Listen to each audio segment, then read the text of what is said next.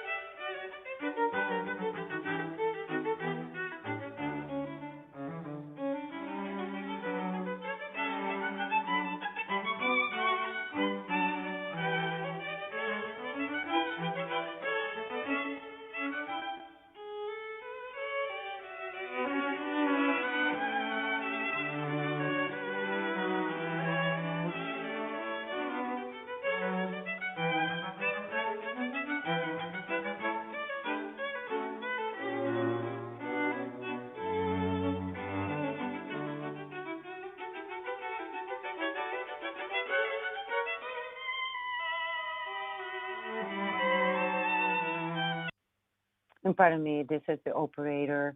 Our conference will begin momentarily. Thank you for your patience. Please continue to stand by.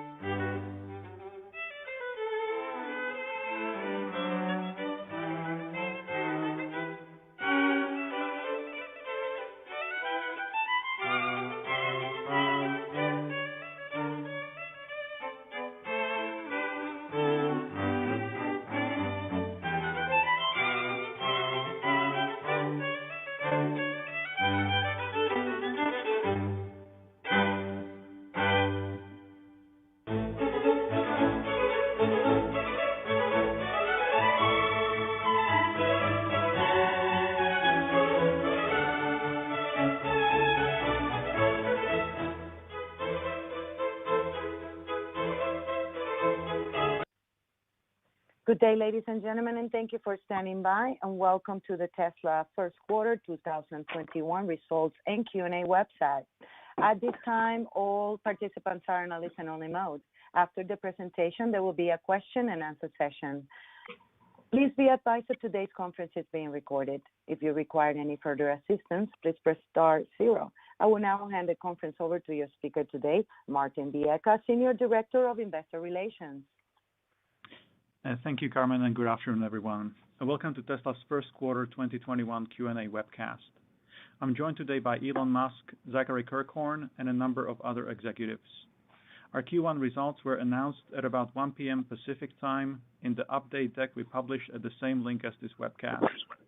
During this call, we will discuss our business outlook and make forward-looking statements. These comments are based on our predictions and expectations as of today. Actual events or results could differ materially due to a number of risks and uncertainties, including those mentioned in our most recent filings with the SEC. During the question and answer portion of today's call, please limit yourself to one question and one follow-up. Please press *1 now if you would like to join the question queue. But before we jump into Q&A, Elon has some opening remarks. Elon? Great, thank you. So Q1 2021 was a record quarter on many levels. Tesla achieved record production, deliveries, and surpassed $1 billion in non-GAAP net income for the first time. And we've seen a real shift in customer perception of electric vehicles, and our demand is the best we've ever seen. So this is be totally frank, we're used to seeing a reduction in demand in the first quarter, and we saw an increase in demand. That exceeded the normal seasonal reduction in demand in Q1. Model 3 became the best-selling mid-sized premium sedan in the world. In fact, I should say the best-selling luxury sedan of any kind in the world. The BMW 3 Series was for the longest time the best-selling premium sedan. It's been exceeded by the Tesla Model 3. And this is only 3.5 years into production and with just 2 factories. For Model 3 to be outselling its combustion engine competitors, I think is quite remarkable. In the past couple of quarters, we delivered roughly 250,000 Model 3s, which translates to an annualized rate of 500,000 per year. When it comes to Model Y, we think Model Y will be the best-selling car or vehicle of any kind in the world, and probably next year. So I'm not 100% certain next year, but I think it's quite likely. I'd say more likely than not that in 2022, Model Y is the best-selling car or truck of any kind in the world. Then, with regard to full self-driving beta continues to make great progress. But this is definitely one of the hardest technical problems that exists, that's maybe ever existed. And really, in order to solve it, we basically need to solve a pretty significant part of artificial intelligence, specifically real-world artificial intelligence. And that sort of AI, the neural nets need to be compressed into a fairly small computer, a very efficient computer that we've designed, but nonetheless, a small computer that's using on the order of 70 or 80 watts. So this is, I think, a much harder problem than if you were to use, say, 10,000 computers in a server room or something like that. This has got to fit into a smallish brain. And this, I think, with the elimination of radar, we're finally getting rid of one of the last crutches. Radar was really it was making up for some of the shortfalls of vision, but this is not good. You actually just need vision to work, and when vision works, it works better than the best human. Because it's like having 8 cameras. It's like having eyes in the back of your head, the sides of your head, and 3 eyes at different focal distances looking forward. This is, and processing it at a speed that is superhuman. There's no question in my mind that with a pure vision solution, we can make a car that is dramatically safer than the average person. So, but it is a hard problem because we are actually solving something quite fundamental about artificial intelligence. We basically have to solve real-world vision AI, and we are. So, and key to solving this is also having just a massive data set. So, just having well over 1 million cars on the road that are collecting data from very sort of corner case rare situations. Sort of like so many weird things in the world, like a truck carrying a truck, or a car with one example is a car, an actual example, a car with a kayak on the roof, where the kayak has a little weight dangling from the front of the kayak in front of the car, and yet the car must ignore this and just look at the road. So it's really quite tricky, but I am highly confident that we will get this done. So yes, this quarter, and I think we'll continue to see that a little bit in Q2 and Q3. So Q1 had some of the most difficult supply chain challenges that we've ever experienced in the life of Tesla. Insane difficulties with supply chains, with parts over the whole range of parts. Obviously, people have heard about the chip shortage. This is a huge problem. But then, in addition to that, for example, we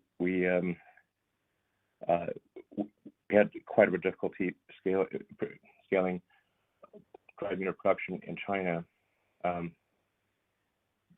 because we were unable to get critical engineers there because of COVID quarantine restrictions.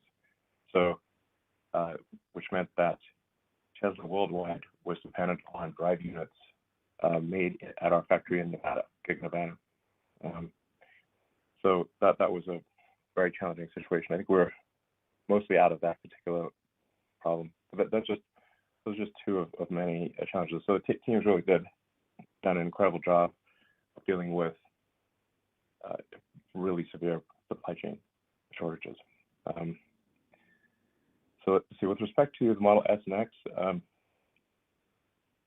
there were more challenges than expected in developing the Plaid Model S, or what's called the Palladium program, which is the new version of Model S and X, which has a revised interior and a new battery pack and new drive units and new internal electronics, and has, for example, a PlayStation 5 level infotainment system. There's just a lot of issues encountered. Ensuring that the new factory was super safe was quite hard because we're packing more energy in a smaller space. So it took quite a bit of development to ensure that the battery of the new SX is safe. And we're trying to get all the details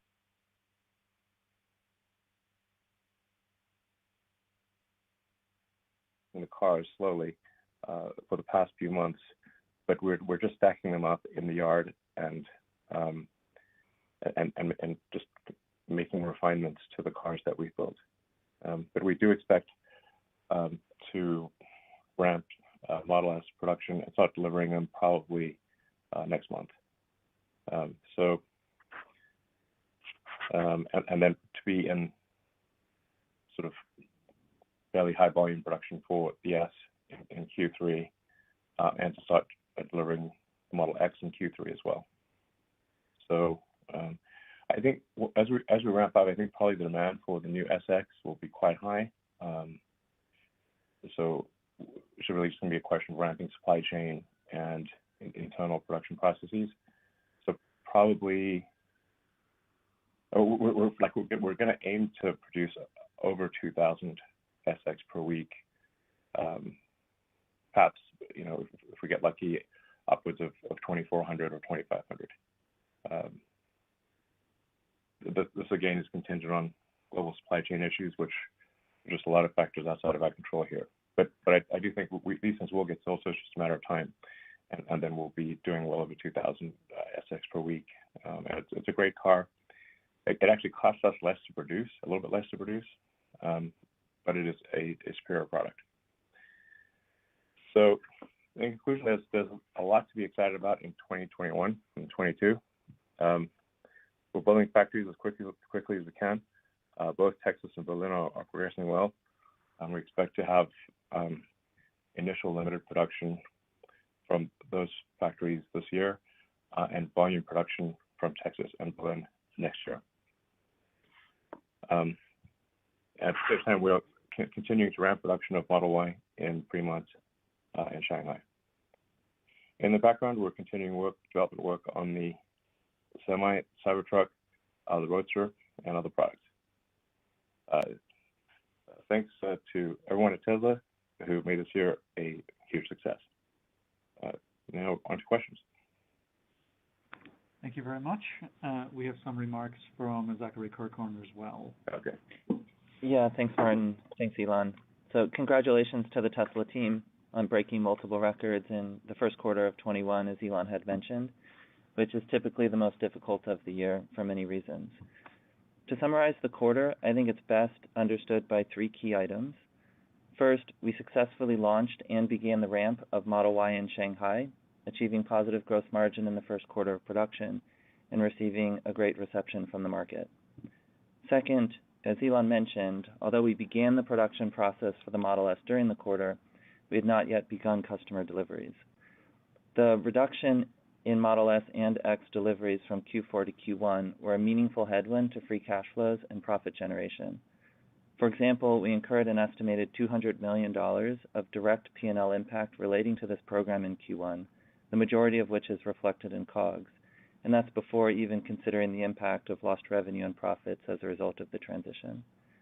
And as Elon mentioned, we expect the first deliveries to begin shortly.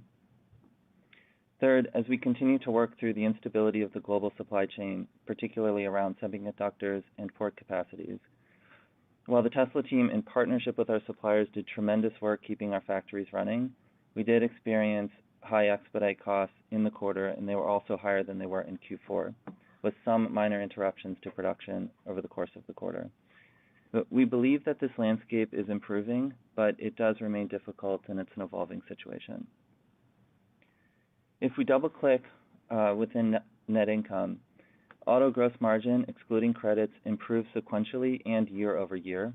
This is in spite of the cost mentions for S and X and expedites and a reduction in global ASPs, as our cost structure as a company is reducing at an even faster pace.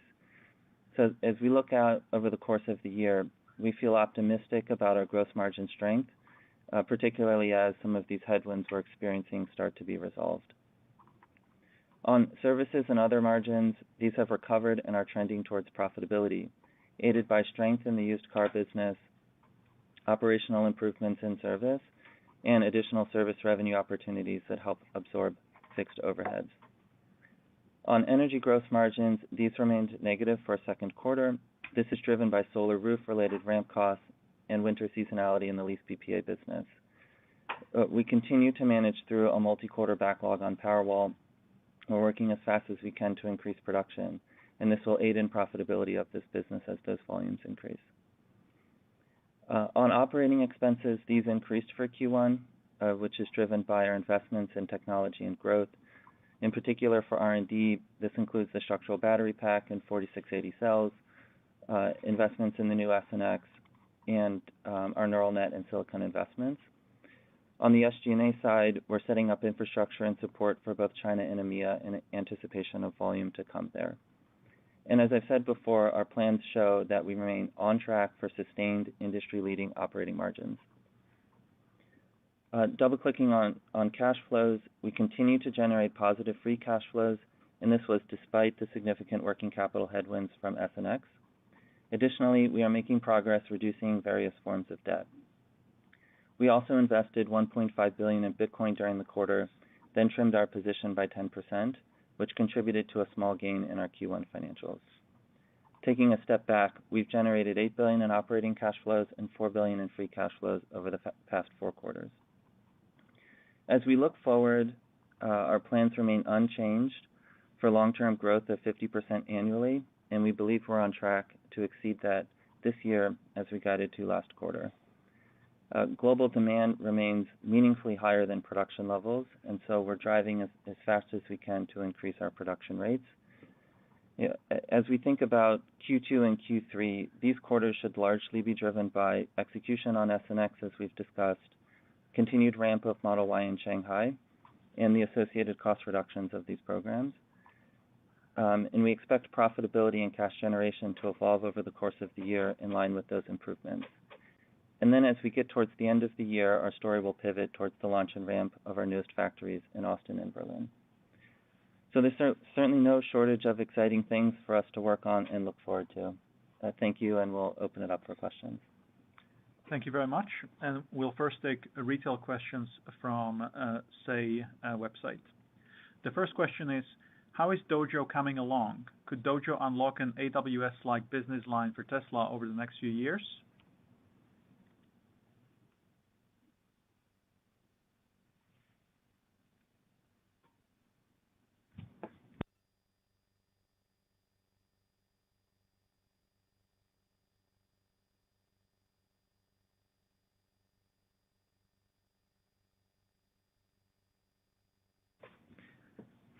Yeah, I'll jump in here. So, with respect to Dojo. Sorry, Zach, my apologies, I was on mute. Oh, go ahead, Elon. Yeah, I was just basically saying that although like right now people think of Tesla as a lot of people think Tesla is a car company or perhaps an energy company. I think long term people will think of Tesla as much as an AI robotics company as we are a car company or an energy company. I think we are developing one of the strongest hardware and software AI teams in the world. Certainly, we appear to be able to do things with full self-driving that others cannot. So, and if you look at the evolution of what technologies we developed them in order to solve the problem of self-driving. So we couldn't find a powerful enough neural net inference computer, so we designed and built our own. The software out there was really quite primitive for this task, and so we built a team from scratch and have been developing what we think is probably the most advanced real-world AI in the world. And then it sort of makes sense that this is kind of what needs to happen, because the road system is designed for a neural net computer, our brain. Our brain is a neural net computer. And it's designed, the entire road system is designed for vision with a neural net computer, which is because it's designed for eyes in a brain. And so if you have a system which has very good eyes, you can see in all directions at once, you can see 3 focal points ahead or forward, but it never gets tired. It's never sort of texting. It has redundancy, and its reaction time is superhuman. Then it seems pretty obvious that such a system would achieve an extremely high level of safety, far in excess of the average person. So that's what we're doing. Then Dojo is kind of the training part of that. So because we have over 1 million cars, and perhaps next year we'll have 2 million cars in active use, providing vast amounts of video training data that then needs to be digested by a very powerful training system. And currently, we use it's Tesla training software. Like we developed a lot of training software, a lot of labeling software to be able to do surround video labeling, which is quite tricky. This means all 8 cameras simultaneously at 36 frames a second per camera, labeling video over time. There wasn't any tool that existed for this, so we developed our own labeling tool. Then taking it a step further, obviously the holy grail is auto labeling. So now we're getting quite good at auto labeling, where the trainers train the training system, and then the system auto labels the data, and then the human labelers just need to look at the labeling to confirm that it is correct and perhaps make edits. And then every time an edit is made, that further trains the system. So it's kind of like a flywheel that's just sort of spinning up. And really the only way to do this is with vast amounts of video data. So then we need to train this efficiently. So Dojo is really it is a supercomputer optimized for neural net training. We think Dojo will be probably an order of magnitude more efficient on say, I'm not sure what the exact right metric is, but say per frame of video, we think it'll be an order of magnitude more cost efficient in hardware and in energy usage per frame of video compared to a GPU-based solution, or compared to the next best solution that we're aware of. So then possibly that could be used by others. It does seem as though over time, I mean, an observation, I think basically just a fact that neural net-based computing or AI-based computing is more and more of the compute stack. Conventional computing, perhaps heuristics based computing, is still going to be important, still going to be very important, but it will become, but neural net will become a bigger and bigger portion of compute. So anyway, that was a long story, but I think, yeah, probably others will want to use it too, and we'll make it available. Thank you very much. Let's go to the second question from retail investors. The recent price changes on Solar Roof have been discouraging for customers and investors. Could Tesla share more about Solar Roof challenges and if the outlook has changed at all, i.e. 1,000 roofs per week? Yeah, first of all, I should say that the demand for the Solar Roof remains strong. So despite raising the price, the demand is still significantly in excess of our ability to meet the demand to install the Solar Roofs. So production is going fine, but we are choked at the installation point. We did find that we basically made some significant mistakes in assessing the difficulty of certain roofs, but the complexity of roofs varies dramatically. Some roofs can be literally 2 or 3 times easier than other roofs. So you just can't have a one-size-fits-all situation. If a roof has a lot of protuberances, or if the roof the core structure of the roof is rotted out or is not strong enough to hold the Solar Roof, then the costs can be double, sometimes 3 times what our initial quotes were. So in those cases, what we've obviously offered to do is to refund customers their deposit, but what we cannot do is go and just lose a massive amount of money. We just got to provide a refund of the deposit. But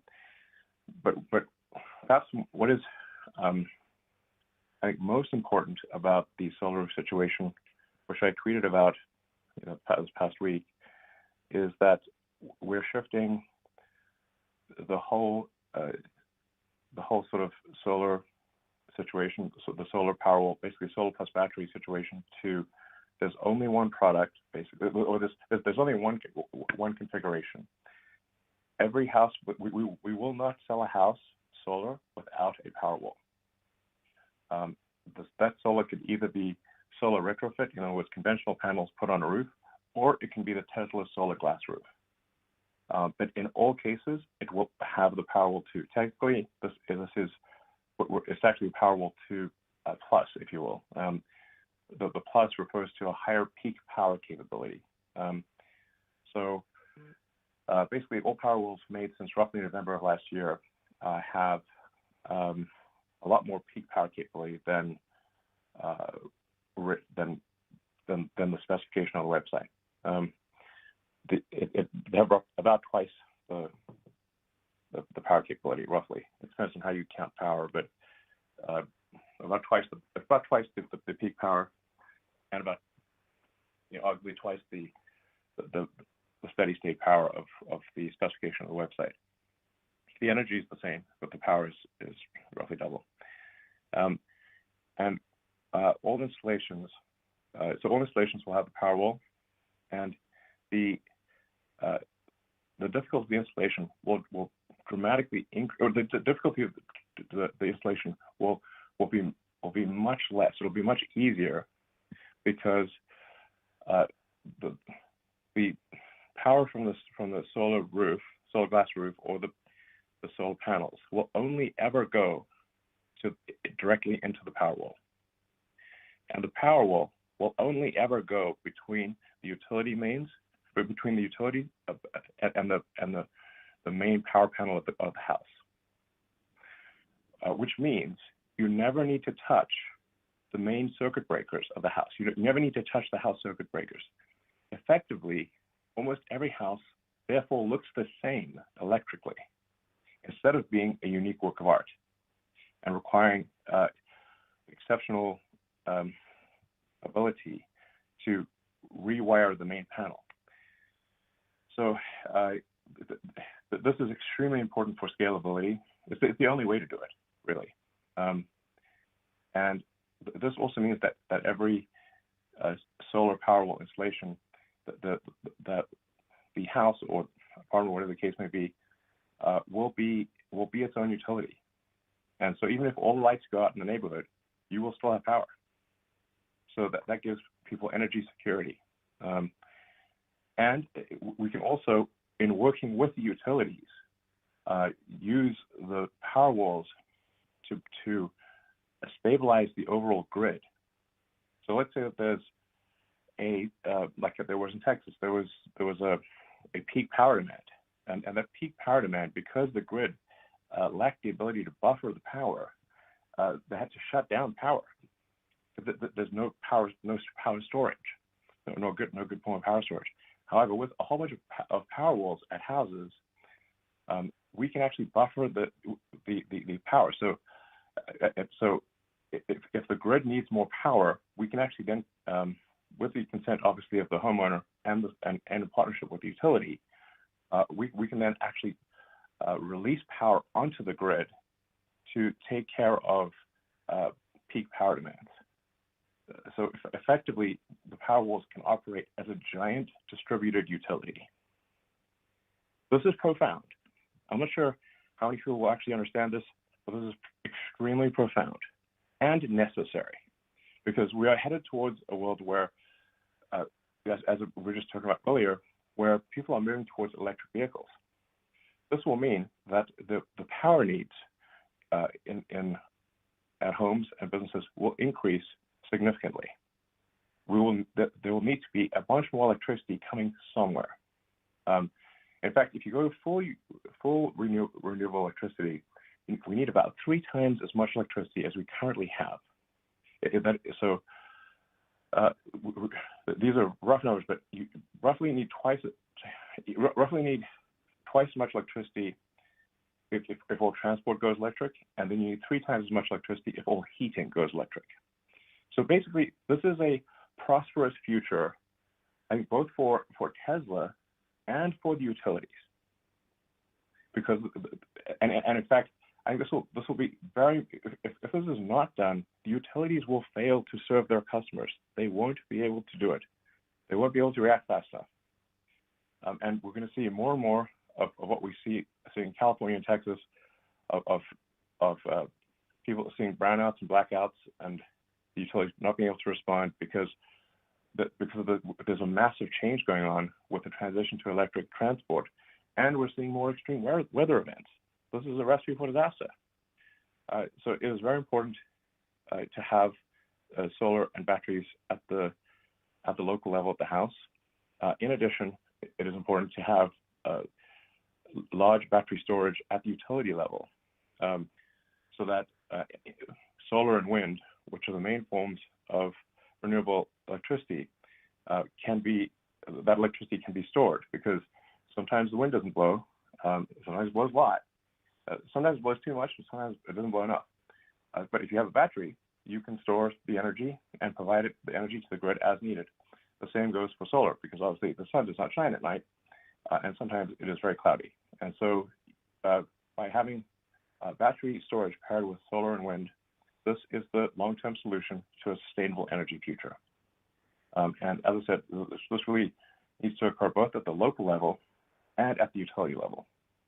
If it doesn't occur at the local level, what will actually be required is a massive increase in power lines, in power plants. So they have to put long distance and local power lines all over the place. They'll have to increase the size of the substations. It's a nightmare. This must occur. there must be solar plus battery. It's the only way. So, yeah. Thank you very much. And the next retail question is, Master of Coin, can you tell us anything about Tesla's future plans in digital currency space, or when any such major developments might be revealed? Sure. Thanks, Martin. So as I noted in our opening remarks, and we've announced previously, so Tesla did invest $1.5 billion into Bitcoin in Q1, and then we subsequently sold a 10% stake in that. We also allow customers to make vehicle deposits and final vehicle purchases using Bitcoin. And so where our Bitcoin story began, maybe just to share a little of the context here, Elon and I were looking for a place to store cash that wasn't being immediately used, try to get some level of return on this, but also preserve liquidity. Particularly as we look forward to the launch of Austin and Berlin and uncertainty that's happening with semiconductors and port capacity, being able to access our cash very quickly is super important to us right now. And, there aren't many traditional opportunities to do this, or at least that we found and in talking to others that we could get good feedback on, particularly with yields being so low and without taking on additional risk or sacrificing liquidity.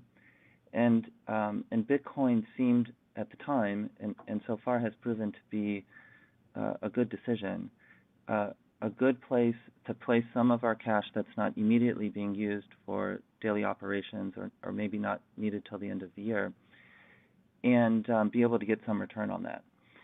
And, I think one of the key points that I want to make about our experiences in the digital currency space is that there's a lot of reasons to be optimistic here. We're certainly watching it very closely at Tesla, watching how the market develops, listening to what our customers are saying. But, thinking about it from a corporate treasury perspective, we've been quite pleased with how much liquidity there is in the Bitcoin market. So our ability to build our first position happened very quickly. When we did the sale later in March, we also were able to execute on that very quickly.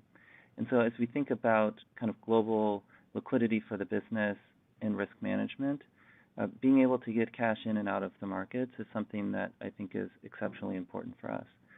So we do believe long-term in the value of Bitcoin, so it is our intent to hold what we have long-term and continue to accumulate Bitcoin from transactions from our customers as they purchase vehicles. Specifically with respect to things we may do, there are things that we're constantly discussing.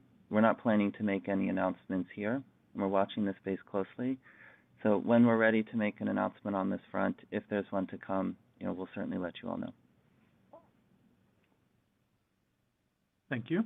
And the fourth question from retail investors is, does Tesla have any proactive plans to tackle mainstream media's imminent, massive, and deceptive clickbait headline campaigns on safety of autopilot or FSD, perhaps specialty PR job of some sort?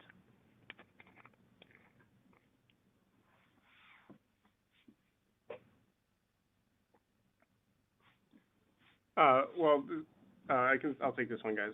From the safety side, I continue to say if you want to, safety is a driving point and all. Go ahead, Elon. I think please go ahead. I think it's special with just going through the facts of the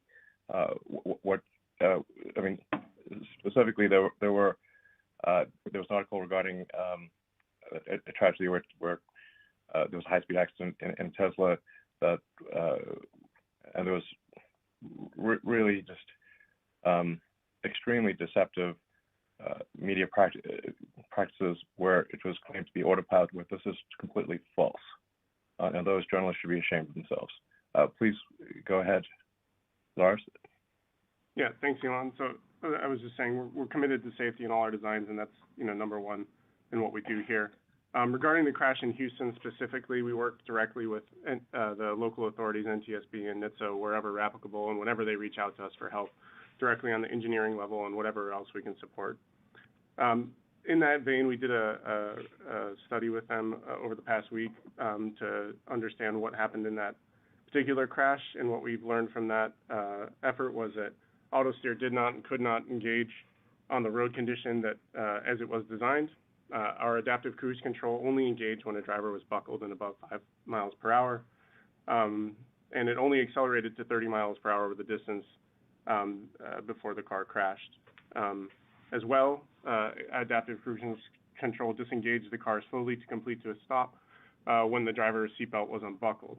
Through further investigation of the vehicle and accident remains, we inspected the car with NTSB and NHTSA and the local police, and were able to find that the steering wheel was indeed deformed, so leading to the likelihood that someone was in the driver's seat at the time of the crash, and all seatbelts post-crash were found to be unbuckled.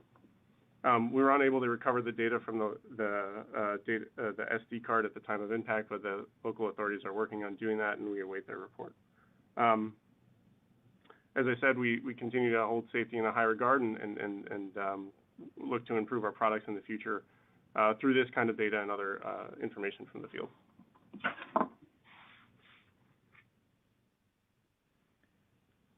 Okay, thank you very much.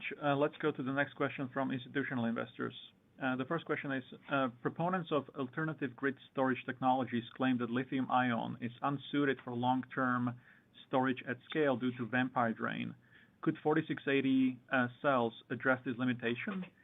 Is the limitation even relevant for charging the energy equation?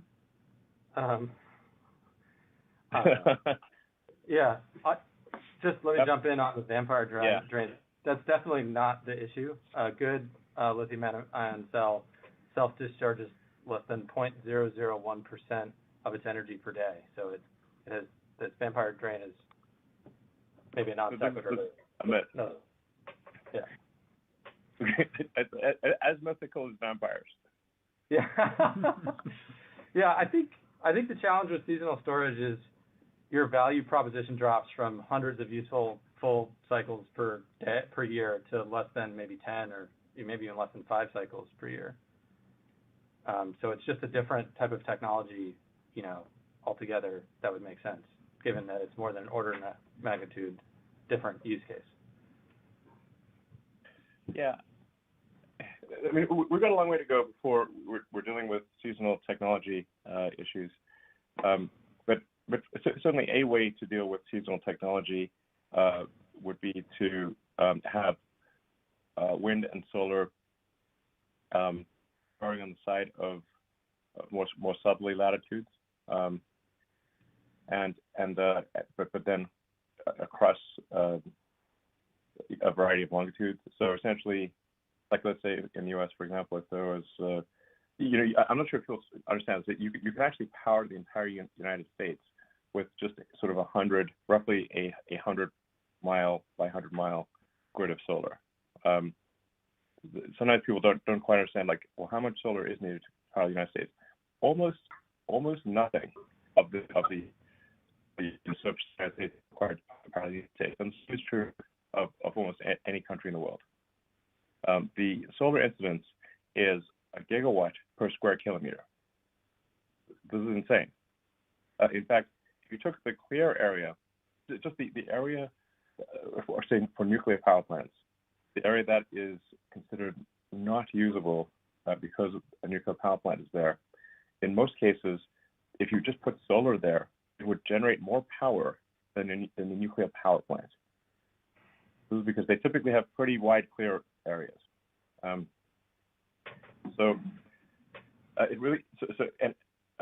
If you have, say, 25% efficient solar panels, and then those are 80% efficient in how they're laid out, you're going to do about 200 megawatts per square kilometer. Therefore, 5 square kilometers is a gigawatt, which might be a typical sort of power plant. It's really not much area at all, and a lot of places can have wind and solar in the same place. So anyway, it's entirely possible to power all of Earth with a small percentage of Earth's area, and then to transmit that power through high voltage DC lines. No new technology. No. You don't need room temperature superconductors. This is also another myth. Room temperature superconductors, almost irrelevant in my opinion, almost irrelevant. Low cost, long distance power lines using copper or aluminum, or very important. So heating is I squared R. So that's current squared times resistance. So as you increase voltage, you can drop the current dramatically and drop the heating dramatically to the point where it is of minor relevance. Like maybe you lose 5 to 7% with a high voltage DC power line, something like that. So I want to be clear, no physics is necessary, no new materials is necessary. We just need to scale this thing up. We have the technologies exist today to solve renewable energy. And sometimes people say, well, why don't we do it? That's because the energy basis of the Earth is gigantic, super mega insanely gigantic. So you can't just go and do a zillion terawatts overnight. You've got to build the production capacity for the cells, for the battery cells, for the solar cells. You've got to put that into vehicles. You've got to put that into stationary storage packs. You've got to put that into solar panels and solar glass roofs, and you've got to deploy all this stuff. But it is certainly the case that we can accelerate this, and we should try to accelerate it. The right thing to do, I think, from an economic standpoint, and I think almost any economist would agree, is to have a carbon tax, just as we have a tax on cigarettes and alcohol, which we think are more likely to be bad than good, and we tend to tax fruit and vegetables less. Well, the same should be true. We should tax energy that we think is probably bad, and support energy we think is probably good, just like cigarettes and alcohol versus fruits and vegetables. It's just common sense. But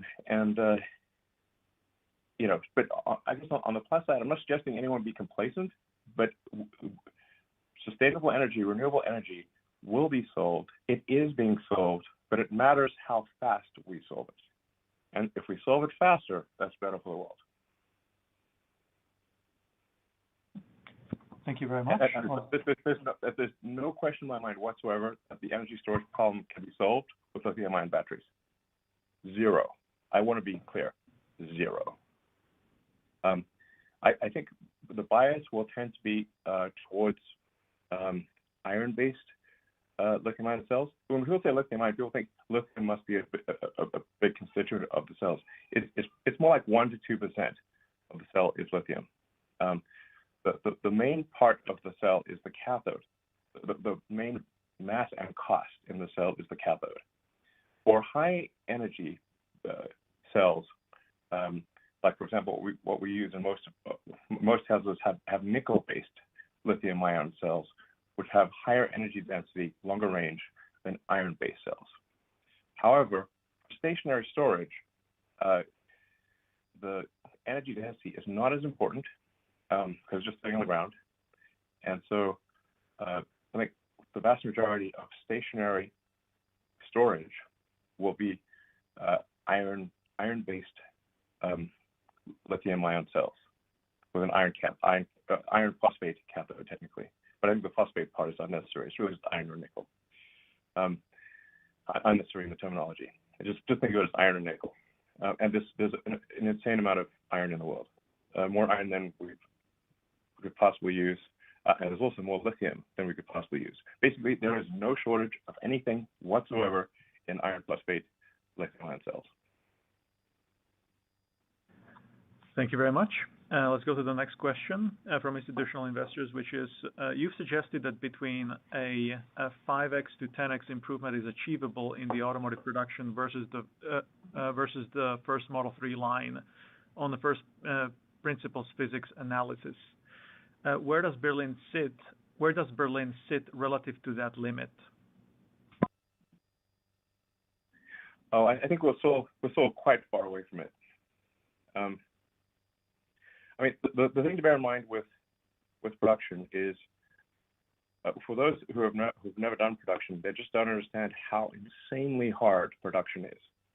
I want to really be very, very emphatic here. Prototypes are trivial. They're child's play. Production is hard. It is very hard. Now you say production at large scale with high reliability and low cost, insanely difficult. But what Tesla achieved on the automotive side was not to create an electric car. The truly profound thing on the car side is that Tesla was the first American car company to achieve volume production of a car in 100 years and not go bankrupt. So this I basically, myself and many others at Tesla had to basically have several aneurysms to get this done. It was so hard. You have no idea. So anyway, and the thing about making a large, complex manufactured object is, let's say you have first order approximation, 10,000 unique items. If even one of those items is slow, that sets your rate. Just one. Doesn't matter how, it can be so trivial. We've had production stop because of carpet in the trunk. We had production stop because of a USB cable. At one point for the Model S, we literally raided every electronics store in the Bay Area. For a few days there, nobody could buy a USB cable in the Bay Area because we went and bought them all to put them in the car. Literally. And there's like hundreds of stories like that. So anyway, that's the solving those constraints and a logistics problem that makes World War II look trivial. I'm not kidding. Like, the scale is insane. We're talking millions of cars, massive global supply chain, 50 countries, dozens of regulatory regimes. It's insane. So, yeah. Thank you. And the last question from institutional investor is, Master Plan Part 2 talks about an urban transport vehicle that is smaller than traditional bus with greater aerial density achieved by removing the central aisle. Do you have any updates to share on this goal? Not at this time. Okay, thank you very much. So let's move to analyst Q&A. Thank you. First question is from Pierre Ferragu with New Street Research. Your line is open. Hi, guys. Thanks a lot for taking my question. I'd love to get actually an update on what you presented on the battery day. In the last 6-7 months, I was wondering how much progress you've made on that front, first in terms of process development. So how are things coming together on your pilot line? Are you getting to the kind of production throughput you were aiming for? And second, actually on your production ramp. So I was wondering in which sites you're ramping production capacity for the 4680 cell, and where you stand on ramping up that capacity as well. And I'll have a quick follow-up on energy as well, if that's possible. Well, so we have and Drew closely add to this, but we have a small sort of pilot plant, which is still big by normal standards, expected to have like a 10 gigawatt hour per year capability in Fremont, California. And we've made quite a few cells. We're not quite yet at the point where we think the cells are reliable enough to be shipped in cars, but we're getting close to that point. And then we've already ordered most of the equipment for battery production in Berlin, and then much of it for Austin as well. So we're really down to like the nitty-gritty elements. But overall, I think we still feel quite optimistic about this achieving volume production of the 4680 next year. Yeah, thanks. Okay. Yeah, thanks. Just one thing I would add is there's been a lot of questions about yield. Actually, I noticed people asking about that, and the yield progress has been really strong every day.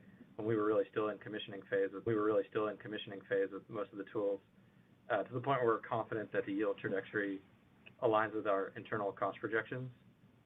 We did talk about yield also at Battery Day, which is one of the reasons why it's useful to check in on that. It takes a while, as Elon just mentioned, to go from prototype to production, and it's not just parts, it's processes, it's equipment. But as we've matured those pieces of the process equipment, we've gotten to where we need to be on the yield side. Yeah, and basically, this is just a guess because we don't know for sure, but it appears as though we're about 12, but probably not more than 18 months away from volume production of the 4680. Now, at the same time, we are actually trying to have our cell supply partners ramp up their supply as much as possible. So this is not something that is to the exclusion of suppliers. It is in conjunction with suppliers. So yeah. we want to be super clear about that. This is not about replacing suppliers. It is about supplementing the suppliers. So we have a very strong partnership with CATL, with Panasonic, and LG.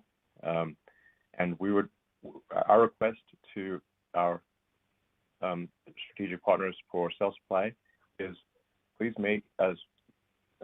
supply us with as much as you possibly can.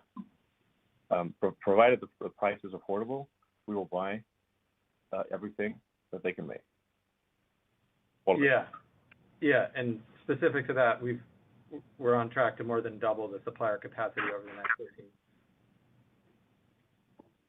Yeah, we exactly. We do expect from suppliers willing to receive double the cell output next year versus this year. Yep. Okay. And I had a quick follow-up on maybe Zach for you on your energy business. So I understand like the negative gross margin with Solar Roof RAM, but I was wondering, what do gross margin look like there when you look at the storage business, and what's your ambition in terms of gross margin in that business? As I guess it's going to grow in the mix in coming years. So it's important for long-term modeling. Yeah, we're seeing a lot of.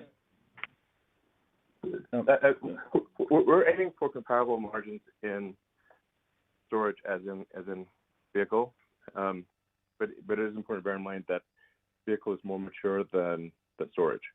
So we already are at good margins with the Powerwall, but some additional work is needed for the Megapack to achieve good margins. Yeah, Drew, what do you think? Thank you. Yeah, sorry, just jumping in, Elon. Absolutely agree. Yeah, Powerwall is mature. We've been producing Powerwall 2 for 3 years now, and we're at good margins there. But Megapack has more room to go to achieve our targets. So we have a clear runway for improving the cost per the megawatt hour of the Megapack. Absolutely, yes, we do. Thank you. Let's go to the next question, please. From Rod Lackey with Wolfe Research, please go ahead. Hi, everybody. I was hoping maybe just first you could talk a little bit about how you're thinking about the rollout of version 9 of FSD and the transition to the subscription model. It sounds like some of this is about to roll out next month. I'm not sure if that's the subscription model, but maybe you could just spend a little time talking about how impactful you expect that to be.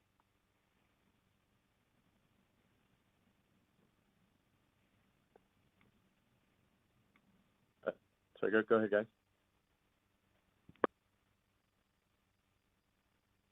Yeah, we're working on getting FSD subscription out. There's a couple of internal technical dependencies, but from a business model perspective, that's aligned, and we're hoping to roll that out soon. The key thing that I say here there's a lot of potential for recurring revenue based on an FSD subscription.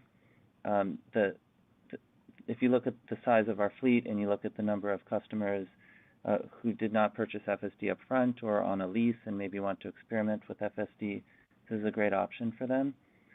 One of the things we'll need to keep an eye on is a potential transition from cash purchases of FSD subscription over to, or cash purchases of FSD who may move over to FSD subscription.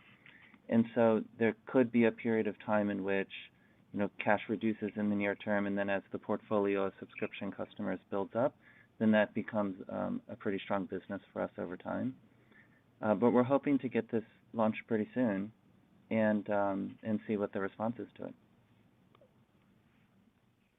Okay, great. And was hoping, Zach, maybe you can just talk a little bit about OpEx.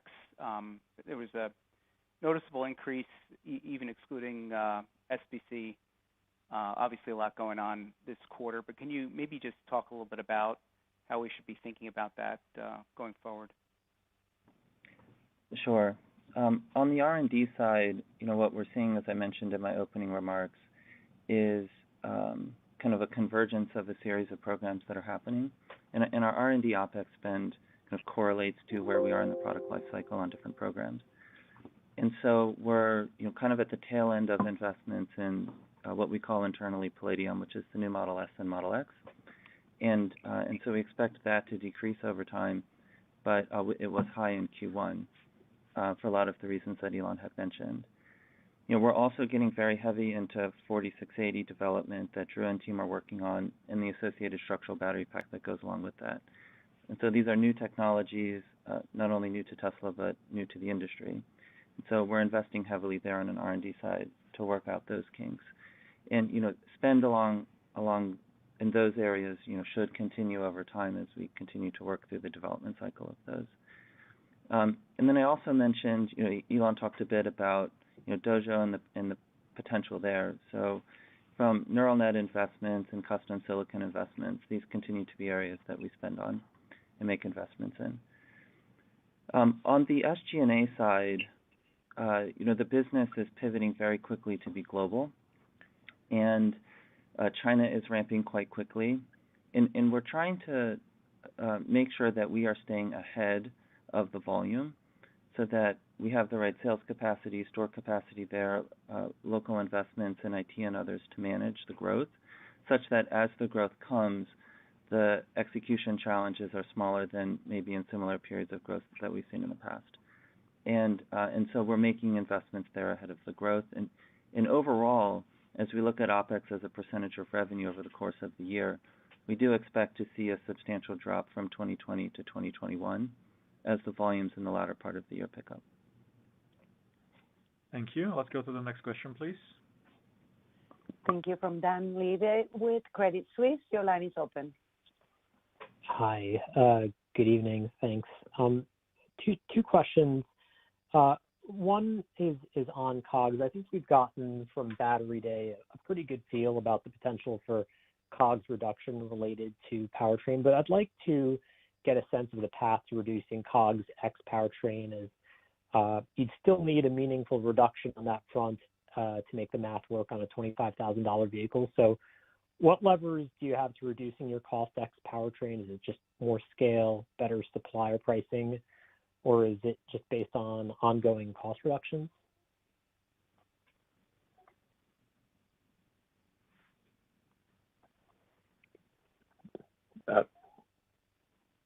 Sure. I think all of the above.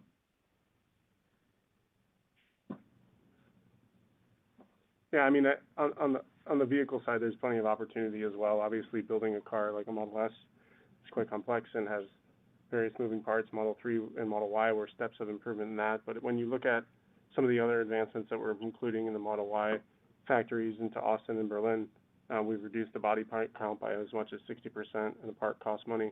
So we continue to find optimizations there, as well as we get economies of scale when we start to talk about the volumes we're considering worldwide with 4 factories building the same vehicle.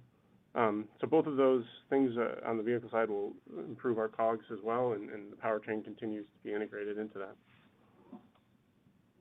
Great. And then just related, as we see Berlin and Austin ramp, I'd like to just get a sense on the comparison of Fremont versus the new capacity. Obviously, Fremont non-optimized because you bought, the old NUMMI facility. You had to retrofit that to your needs.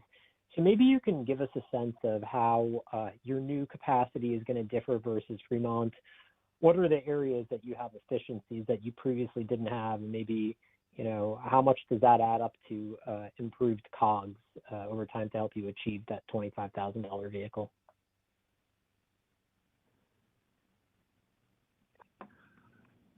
I don't think we don't want to talk too much about future product development. The earnings calls are not the right place for to make major product announcements. So yeah, we'll get there, but we'll talk about it later. All right. Thank you very much. Unfortunately, this is all the time we have for today. Thank you very much for dialing in and for listening, and we'll speak to you again in about 3 months. Thank you. Bye. Thanks, everyone. This concludes today's conference call. Thank you for participating. You may now